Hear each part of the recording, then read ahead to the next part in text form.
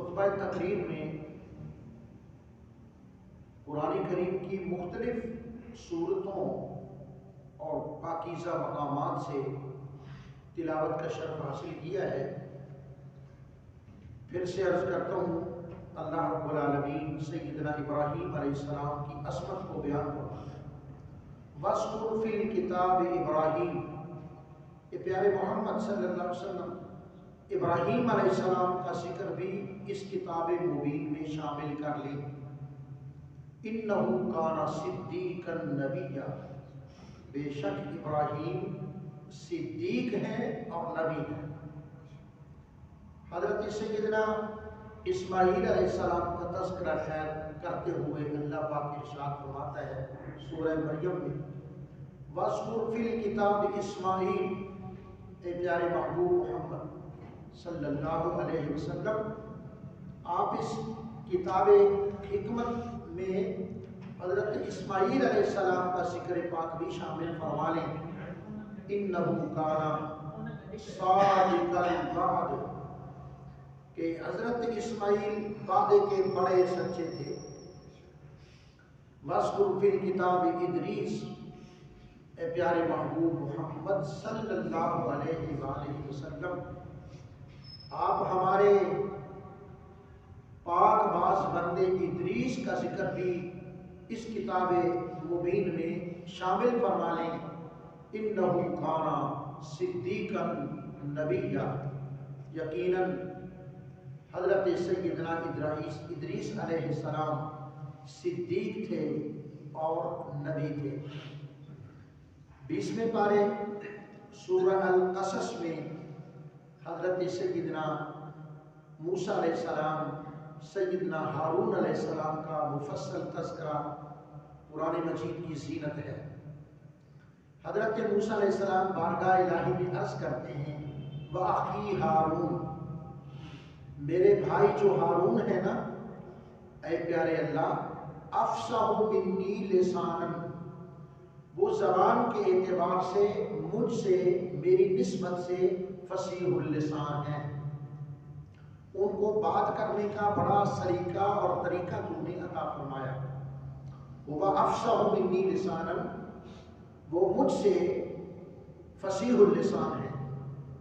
Ursula معی، تیرا جو حکم ہے کہ تم اذهب الی فرعون، فرعون کے پاس جاؤ، تو میں چاہتا ہوں ارسلہ معی غداً، میرے بھائی حضرت ہارون کو بھی میرے ساتھ بھیج دیں۔ یصدقونی، وہ میری تصدیق کریں گے۔ انی اخاف ان یکذبون، مجھے اس بات کا خوف ہے کہ فرعون میری تکذیب کریں گے۔ تو جب ایک بھاری جماعت تکذیب کرنے والی ہو تو ان کے برابر اگر حضرت ہارون نے میری تصدیق کر دی تو پلہ بھاری ہو جائے گا۔ ان تمام آیات کا حاصل یہ ہے کہ اللہ کے نبی صادق اور صدیق ہوا کرتے ہیں۔ یہ آدم علیہ السلام سے لے کر سیدنا محمد رسول اللہ صلی اللہ علیہ وسلم کی ذات سکوندہ صفات تک ایک قانون رہا کہ جو بھی نبی ہے اپنے پہلے سے نبی کی تصدیق کرتا ہے، اپنے سے بعد میں آنے والے نبی کی بشارت دیتا ہے۔ حضرت سیدنا آدم علیہ السلام سے پہلے کوئی نبی نہیں تھا۔ اول انبیاء آدم، انبیاء کی جماعت میں سب سے پہلے اللہ کے پاک نبی خلیفۃ اللہ، نائب پروردگار سیدنا آدم علیہ السلام ہیں۔ تو جب آپ انتقال فرمانے لگے تو آپ نے اپنے پاس بیٹھے ہوئے اللہ کے نبی اپنے بیٹے حضرت شیس علیہ السلام کو ہمارے آقا و مولا سید عالم محمد رسول اللہ کی تشریف آوری کی بشارت اور خبر عطا فرمائی۔ حضرت سیدنا شیس علیہ السلام جب اس دنیا سے جانے لگے تو آپ نے اپنے پہلے حضرت آدم علیہ السلام کی شریعت کی تصدیق کی اور اپنے بعد میں آنے والے ہر نبی کی تائید کی اور ان کی بشارت کی۔ حضرت ابراہیم علیہ السلام نے حضرت یعقوب اور حضرت اسماعیل علیہ السلام کی بشارت دی، حتیٰ کہ تمام انبیاء کرام پہلے نبیوں کی تصدیق کرتے آئے اور اپنے بعد تشریف لانے والے نبیوں کی بشارت دیتے آئے، یہاں تک کہ حضرت سیدنا عیسیٰ علیہ السلام کا دور آیا۔ اب ہم کھولتے ہیں قرآن مجید، چلتے ہیں 28ویں پارے میں۔ سورہ الصف کا پہلا رکن ہے، یہ مضمون انجیل میں بھی ہے اور یہ مضمون قرآن مجید میں بھی موجود ہے۔ انجیل کہتی ہے کہ ایک دن سیدنا عیسیٰ علیہ السلام اپنے حواریوں، صحابہ، اپنے درویشوں، ماننے والوں کی کھلی ایک کچہری میں، مجلس میں تشریف فرماتے ہیں اور فرماتے ہیں کہ لوگوں میں 2 کام کرنے آیا تھا، مبشرا برسول مصدقا لما بین یدی من التوراۃ، میں اپنے سے پہلی کتاب تورات کی تصدیق کرنے آیا، اور ومبشرا برسولا، اور میں بشارت دینے کے لیے آیا جو میرے بعد تشریف لا رہے ہیں، ان کا نام آسمان کی دنیا میں احمد ہے اور زمین میں ان کا نام محمد ہے۔ نبی کریم علیہ السلام ارشاد فرماتے ہیں، انا محمد و انا احمد و انا الماہی یمحو اللہ بی و انا الحاشر و انا العاقب لا نبی بعدی۔ ارشاد فرمایا کہ میں محمد ہوں، میں احمد ہوں، میں ماہی الذی یمحا بہ الذنوب، میرا نام ماہی ہے۔ محو کا معنی ہوتا ہے مٹا دینا، تو اللہ پاک میری ذات کی وجہ سے لوگوں کے گناہوں کو مٹا دیتا ہے، میری وجہ سے اللہ پاک لوگوں کے گناہوں کو معاف کر دیتا ہے۔ وَأَنَا الْحَاشِرُ، اور میں حشر کرنے والا ہوں، یعنی میرے بعد حشر ہوگا، قیامت ہوگی۔ وَأَنَا الْعَاقِبُ، عقبہ کہتے ہیں اس ایڑی کو، یہ پاؤں کے بالکل آخر ہوتی ہے اور اس ایڑی کے بعد پیچھے اور کوئی عضو نہیں ہوتا، ٹھیک ہے؟ تو حضور فرماتے ہیں انا العاقب، میں آخری ہوں۔ کیا معنی؟ فرمایا معنی صاف ہے، لا نبی بعدی، میرے بعد کوئی نبی نہیں ہے۔ ہر نبی نے پہلے نبی کی تصدیق کی اور اپنے بعد میں آنے والے نبی کی بشارت عطا فرمائی، لیکن نبی کریم صلی اللہ تعالی علیہ وسلم کے بعد کوئی نبی نہیں تھے، اس لیے سرکار علیہ السلام نے کسی کی بشارت نہیں دی، کسی نبی کی سرکار دو عالم صلی اللہ علیہ وسلم نے بشارت نہیں دی، بلکہ فرمایا آنا والساعۃ کہاتین، میں اور قیامت ان 2 انگلیوں کی مانند ہیں۔ جس طرح اس بڑی انگلی کے ساتھ شہادت والی انگلی ہی ہے، درمیان میں اور کوئی انگلی نہیں ہے، لہذا میرے بعد قیامت ہی قائم ہوگی، میرے بعد کوئی نبی نہیں آئے گا۔ اللہ اکبر۔ اب تک جتنا آپ نے یہ معروضات سنی ہیں ان کا خلاصہ 2 جملوں میں یہ ہے کہ اللہ کے نبی سچے ہوتے ہیں، اللہ کے نبی سچے ہوتے ہیں، جو جھوٹ بولے وہ نبی نہیں ہو سکتا، اور جو نبی ہے وہ جھوٹ بول نہیں سکتا۔ یہ دونوں چیزیں سمجھ آنے والی ہیں۔ بھئی جو جھوٹ بولے اور بار بار جھوٹ بولے، اس کو تو شریف انسان کہنا بڑا مشکل ہو جاتا ہے، وہ تو بے اعتبارہ کہلاتا ہے۔ اس کی تحریر پر، اس کے وعدے پر، اس کی بات پر یقین کرنا مشکل ہو جاتا ہے۔ اللہ اکبر۔ اس لیے جھوٹا جو ہے وہ نبی نہیں ہو سکتا، اور جو اللہ کا پاک نبی ہو وہ جھوٹ نہیں بول سکتا۔ بس اس مختصر سے اگر نقطے کو ہمارا ہر مسلمان بھائی ذہن کے اندر رکھے، اور جو میں اب عرض کرنا چاہتا ہوں ان 4-5 چیزوں کو پلے باندھ لو تو انشاءاللہ کہیں ڈولو گے۔ میں پھر سے دہراتا ہوں، میں نے 5 آیتیں پڑھی ہیں جن کا خلاصہ یہ ہے کہ اللہ کے نبی صدیق ہوتے ہیں۔ اللہ کے نبی سر سے لے کر پاؤں تک وہ صداقت ہی صداقت ہوتے ہیں، ان میں دور تک کوئی جھوٹ کا کذب کا شائبہ ہو سکتا ہی نہیں ہے۔ اللہ کے نبی جھوٹے نہیں ہو سکتے، اور جو جھوٹا ہو وہ نبی نہیں ہو سکتا۔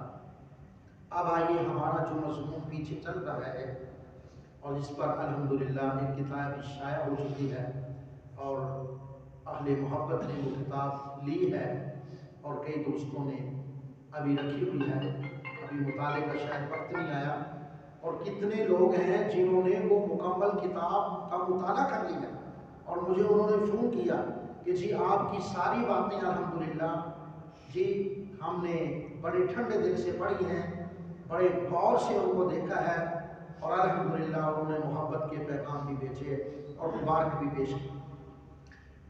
تو میں عرض یہ کر رہا تھا، دوسرا جو اس گفتگو سے ثابت ہوا کہ ہر نبی دوسرے نبی کی تصدیق کرتا ہے، تائید کرتا ہے، تکذیب یا تردید نہیں کرتا۔ جو کسی کی تکذیب یا تردید کرے اور دعویٰ یہ کرے کہ میں نبی ہوں، وہ جھوٹا ہے۔ جو کسی کی تردید کرے، کوئی ہو 1 2 3 کوئی ہو، آدم علیہ السلام سے لے کر سیدنا محمد رسول اللہ صلی اللہ علیہ وسلم تک کسی نبی یا کسی رسول یا ان کے معجزوں کی، ان کی شریعتوں یا کتابوں کی، ان کی صحیفوں کی تردید کرے یا تکذیب کرے، وہ نبی تو کیا، وہ مومن بھی نہیں ہو سکتا، وہ اہل ایمان کی صفوں سے خارج ہے۔ اللہ اکبر۔ اب آئیے میں 4-5 باتیں ایسی عرض کروں گا جو ہمارے بڑوں کو نہیں، ہمارے دوسری تیسری جماعت پڑھنے والے بچوں کو بھی معلوم ہے۔ اور اللہ پاک کسی کو ذلیل کرنا چاہے نا تو اللہ پاک کو کوئی روک نہیں سکتا۔ ان ینصرکم اللہ فلا غالب لکم، اگر خدا تمہاری مدد کرے تم پر کوئی غالب نہیں ہو سکتا۔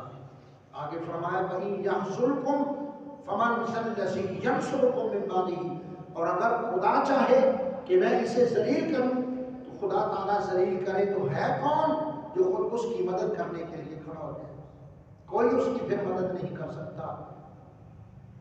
اس ظالم مرزا قادیانی غلام نے، میں اس کو پورا نام نہیں لیتا کیونکہ اس کا نام لینا بھی گناہ ہے، مرزا غلام ہی میں لکھتا ہوں اور مرزا غلام ہی کہتا ہوں، اس نے ملت کے اندر تفرقہ ڈال دیا، اس نے حضور نبی کریم صلی اللہ علیہ وسلم کی نبوت کی تصدیق نہیں کی، اس نے قرآن مجید کی تصدیق نہیں کی، اور کوئی ایسا جو نبوت کا دعویٰ کرے، یہ ممکن نہیں ہے کہ وہ اللہ کے کسی پیغمبر کی ذات کی، معجزات کی، نبوت و رسالت کی، شریعت کی یا صحائف کی وہ تردید کرے یا تکذیب کرے، یہ ممکن نہیں ہے۔ حضرات دی مکہ، اب 4 باتیں میں عرض کروں گا، ٹائم بھی تو نہیں، 4 باتیں عرض کروں گا، اور یہ سبق عرض کرنے کے بعد میں آپ حضرات سے یہ سبق سنوں گا، ٹھیک ہے، تاکہ کچھ پلے پڑ جائے، آپ کے نہیں میرے پلے پڑ جائے کہ میں نے جو سبق عرض کیا ہے وہ لوگ پلے باندھ کے جا رہے ہیں یا پلہ جھاڑ کے جا رہے ہیں۔ انشاءاللہ میں جانے نہیں دوں گا جناب کو جب تک یہ 4-5 چیزیں آپ کو حفظ نہ ہو جائیں، حفظ نہ ہو جائیں۔ میں پھر سے عرض کروں گا، آپ ہاں یا نہ میں جواب دیں گے، جو آپ چاہیں گے جواب دیں گے۔ اللہ کا کوئی نبی جھوٹ بول سکتا نہیں۔ ماشاءاللہ ماشاءاللہ، میری کلاس کے تمام جو بزرگ ہیں یہ جاگ رہے ہیں، بات سن رہے ہیں، سمجھ بھی رہے ہیں، تو پھر میری بات کا جواب بھی دیں گے۔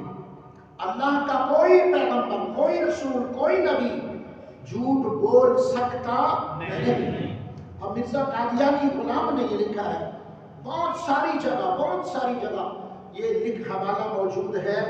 وہ کہتا ہے کہ قرآن مجید میں قادیان کا نام لکھا ہوا ہے۔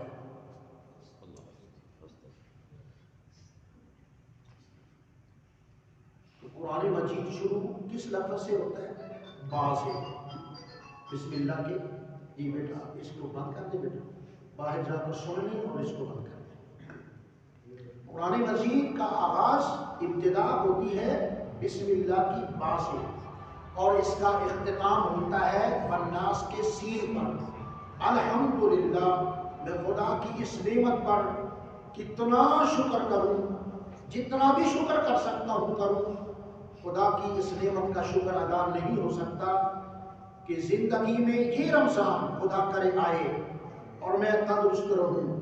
تو یہ الحمدللہ میری زندگی کا 45واں سال ہوگا کہ میں اللہ کے گھر میں اللہ کے بندوں کو رسول اللہ کے مصلی پر کھڑا ہو کر نماز تراویح میں قرآن مجید سنتا ہوں۔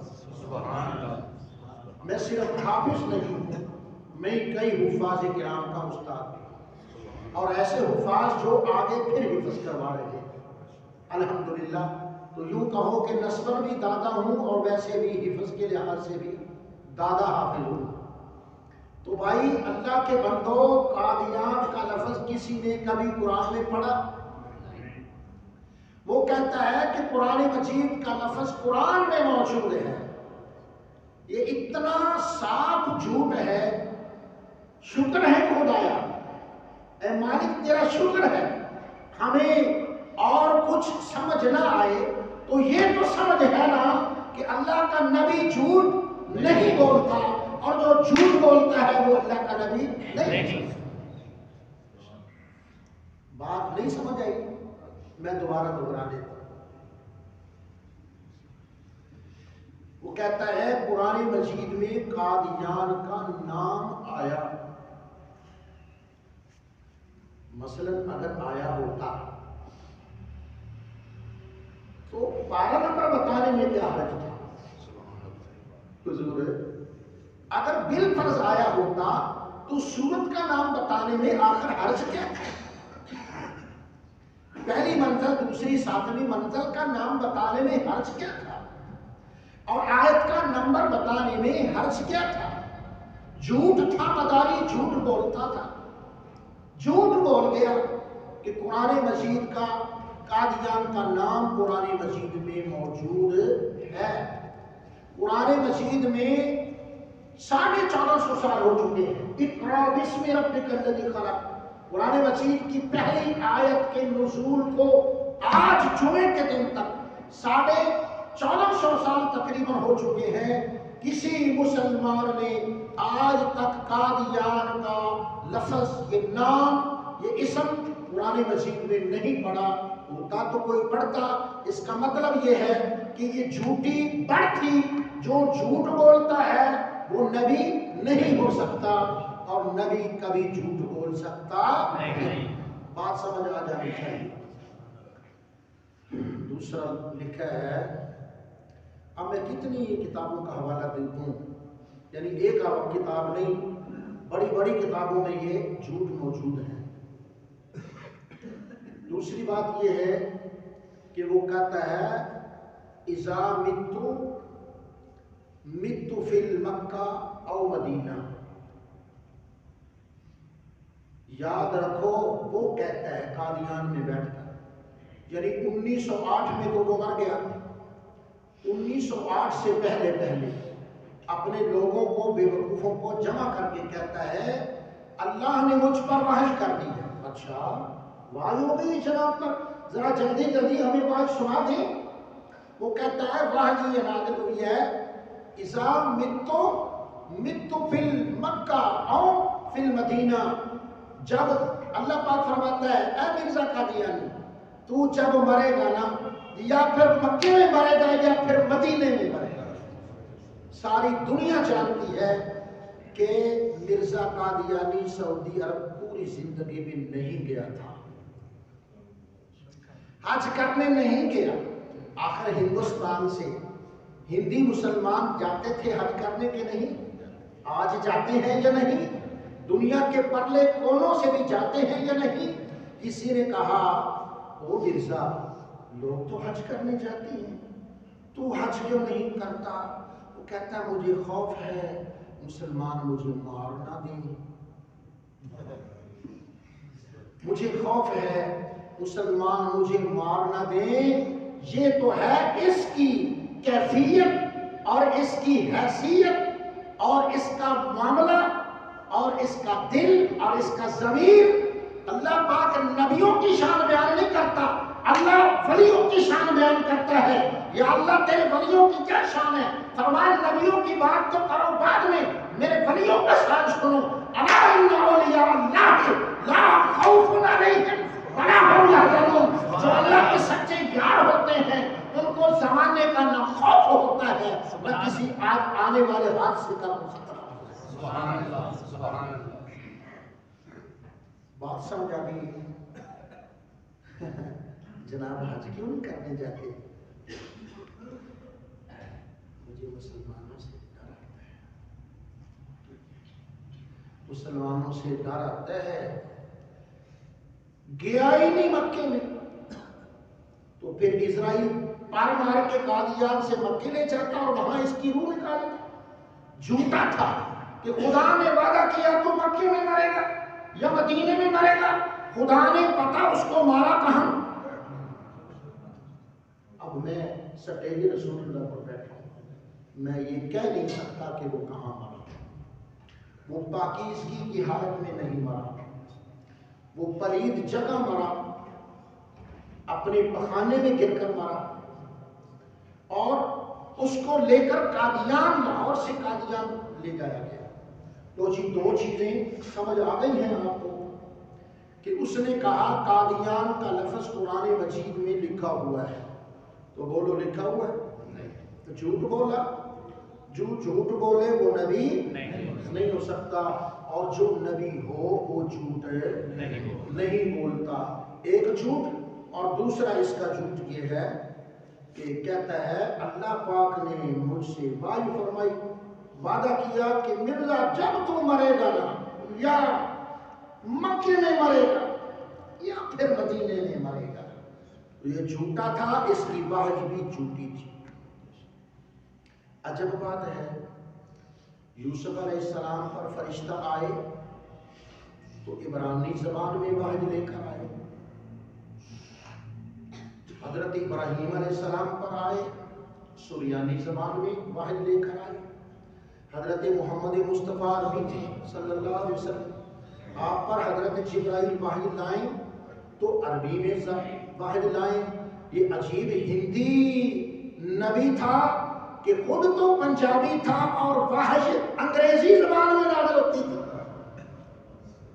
وحی انگریزی زبان میں نازل ہوتی تھی۔ دو جھوٹ، اب تیسرے جھوٹ سننے کے لیے تیار ہو جاؤ۔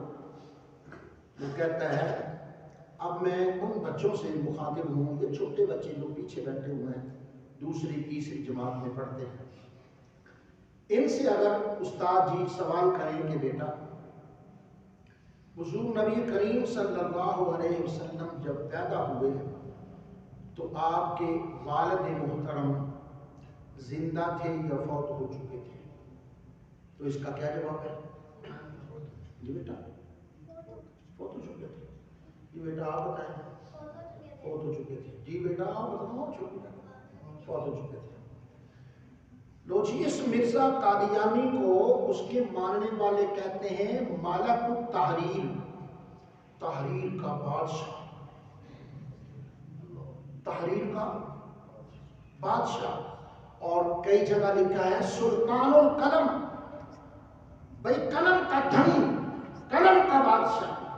اب یہ تحریر کا جو بادشاہ ہے، جو تصنیف کا بادشاہ ہے، جو قلم کا بادشاہ ہے، یہ اتنا گیا گزرا ہے کہ یہ اپنی کتاب روحانی خزائن جلد نمبر 23 میں لکھتا ہے کہ نبی کریم صلی اللہ علیہ وسلم جب پیدا ہوئے تو تھوڑے دن بعد حضور کے والد گرامی فوت ہو گئے۔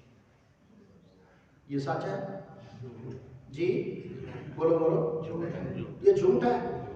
تو جو جھوٹ بولے وہ نبی، بولو، جو جھوٹ بولے وہ نبی، اور جو نبی ہو وہ جھوٹ نہیں بولتا۔ تین باتیں آپ کو سنائی ہیں، میں دوہرا دیتا ہوں سب، کہ قادیان کا لفظ قرآن مجید میں ہے نہیں ہے۔ کہتے ہیں اللہ نے مجھے وعدہ کیا واحد کے ذریعے کہ جب تو مرے گا مکے میں مرے گا، مدینے میں مرے گا۔ وہ لاہور میں مرا، احمدیہ بلڈنگ میں مرا، اور اپنی نجاست میں لت پت ہو کر مرا۔ دو جھوٹ، اور تیسرا جھوٹ والا کون سا ہے؟ وہ کہتا ہے کہ حضور نبی کریم علیہ السلام پیدا ہوئے تو تھوڑے دن بعد حضور نبی کریم علیہ السلام کے والد محترم بھی فوت ہو گئے۔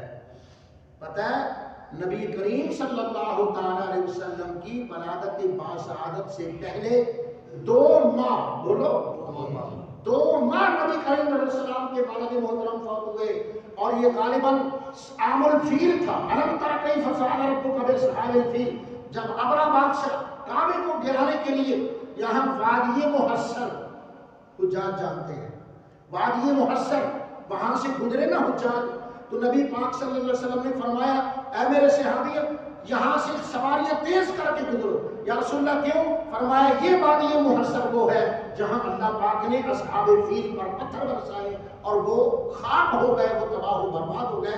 اس لیے یہ واقعہ 2 ماہ پہلے کا ہے، اور وہ سلطان القلم صاحب لکھ رہا ہے کہ نبی کریم صلی اللہ علیہ وسلم کی ولادت کے چند دن بعد جو ہے نبی کریم علیہ السلام کے والد محترم فوت ہو گئے۔ یہ سچ نہیں ہے، یہ کیا ہے؟ جھوٹ ہے۔ یہ جھوٹ ہے۔ جو جھوٹ بولے وہ نبی نہیں ہو سکتا، اور جو اللہ جس کو نبی بنائے وہ جھوٹ بول سکتا نہیں۔ کتنی باتیں ہوئی؟ لو چوتھی بات بھی سن لو۔ چوتھی بات یہ ہے، وہ کہتا ہے روحانی خزائن جلد نمبر 23 میں یہ موجود ہے، اور بہت سی کتابوں میں اس نے یہ لکھا ہے، یعنی دھڑلے سے سلطان القلم پاگلیاں مارتا تھا اور پگلیاں بولتا تھا، اور قربان جاؤں میں ان بے وقوفوں سے بھی، اور ان بے وقوفوں کے بارے میں وہ خود کہتا ہے مجھے خواب آیا۔ اچھا جناب آپ کو خواب آ جاتا ہے؟ ہاں ہاں مجھے خواب آیا میں جنگل میں ہوں، میں خواب آیا میں جنگل میں ہوں اور میرے ارد گرد بہت سے سور اور بندر ہیں، تو میں نے جب نیند سے میں بیدار ہوا تو میں نے آنکھیں کھولی، اچھا یہ خواب ہے، تو میں نے اس کی تعبیر یہ کی ہے جو میرے ارد گرد بندر اور سور ہیں وہ میرے مارنے والے ہیں۔ اللہ اکبر، اللہ اکبر۔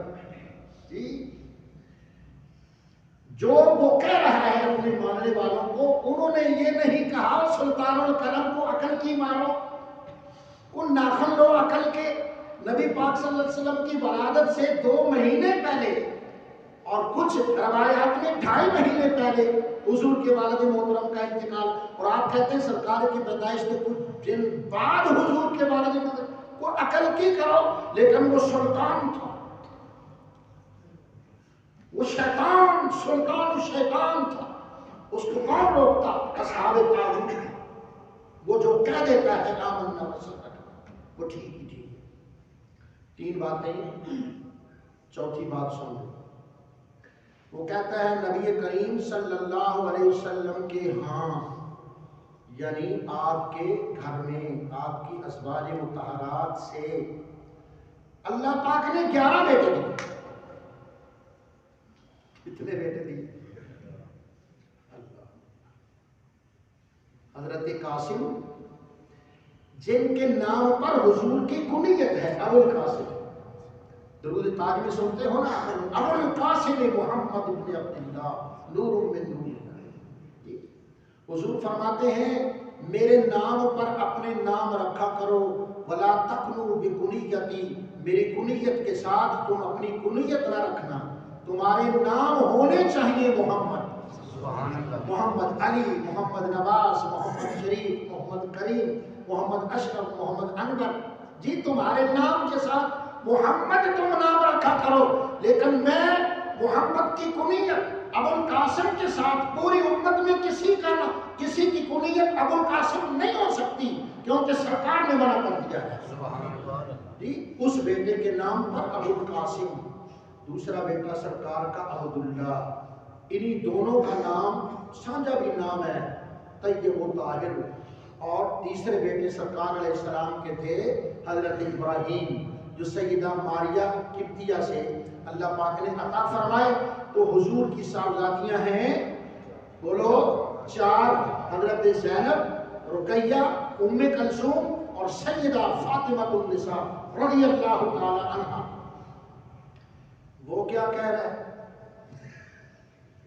جی؟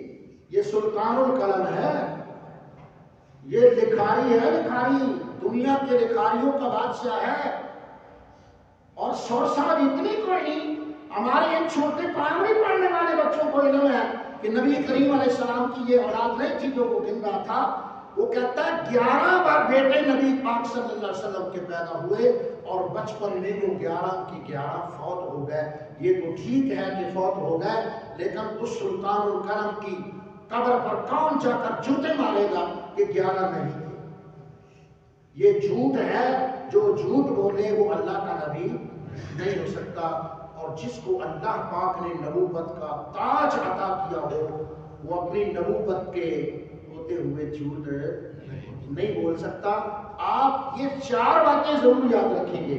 صلی اللہ تعالی علی رسولنا محمد و آلہ و اصحابہ.